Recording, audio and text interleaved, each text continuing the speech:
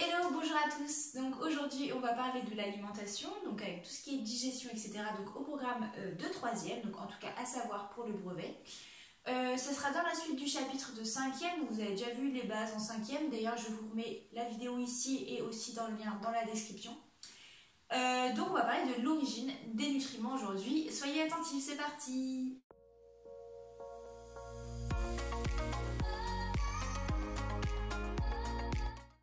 Alors, petit rappel de comment est constitué notre tube digestif. Vous savez que quand on mange, notre alimentation, nos aliments entrent au niveau de la bouche, ils vont traverser l'œsophage, arriver à l'estomac, traverser l'intestin grêle, puis le gros intestin, pour enfin être rejeté, ou en tout cas, tout ce qui n'est pas gardé par l'organisme, va être rejeté sous forme d'excréments.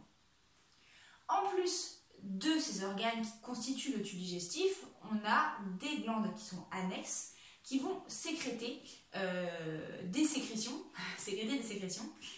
digestives, donc des sucs digestifs qui vont aider à cette digestion.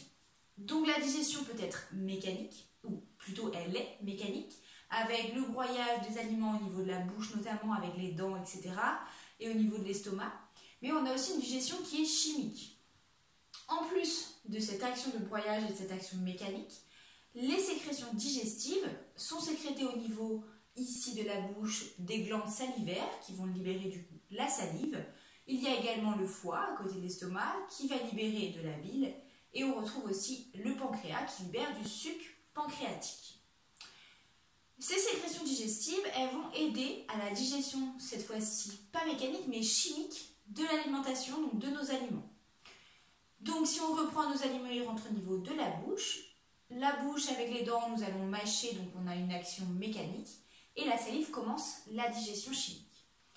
Tout cela est toujours sous forme solide, broyée mais solide, va arriver dans l'estomac, où cette fois-ci on va continuer à broyer les aliments et à les digérer, et ça va passer sous forme plutôt liquide au niveau de l'intestin grêle.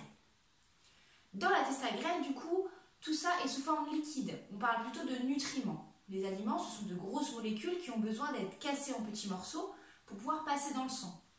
Ils sont cassés, avec des guillemets bien sûr, en petits morceaux, on parle alors de nutriments. Ces nutriments sont des petites molécules qui peuvent passer à travers la paroi intestinale.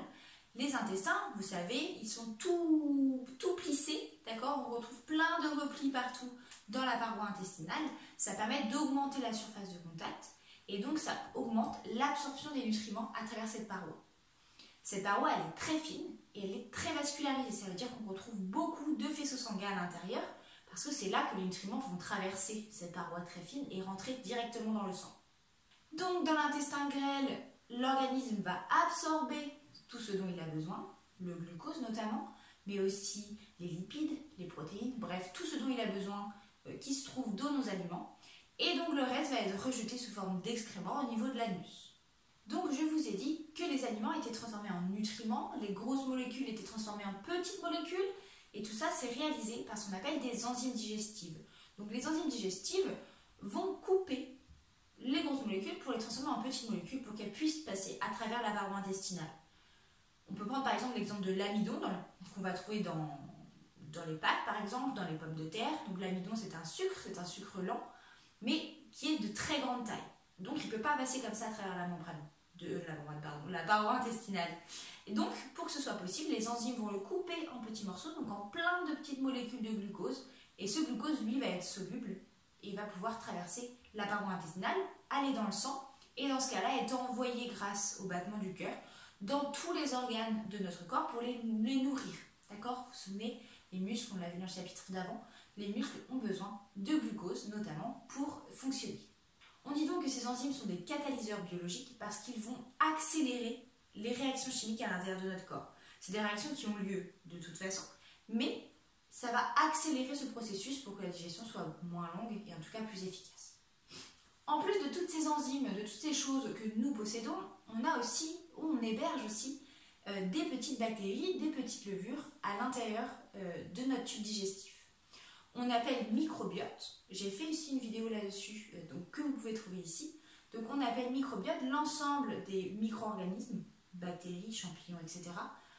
Que l'on trouve à l'intérieur de notre corps ou qui vivent sur aussi notre corps, mais qui ne nous rendent pas malades. Au contraire, on en a besoin.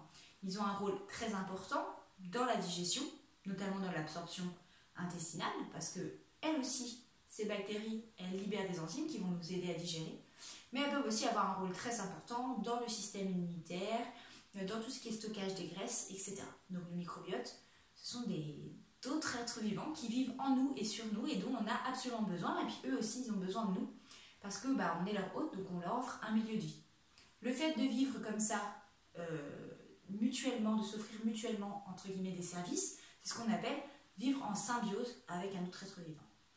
Donc il faut accepter que l'être humain n'est pas un être totalement indépendant. On a besoin de ce microbiote et le microbiote a besoin de nous.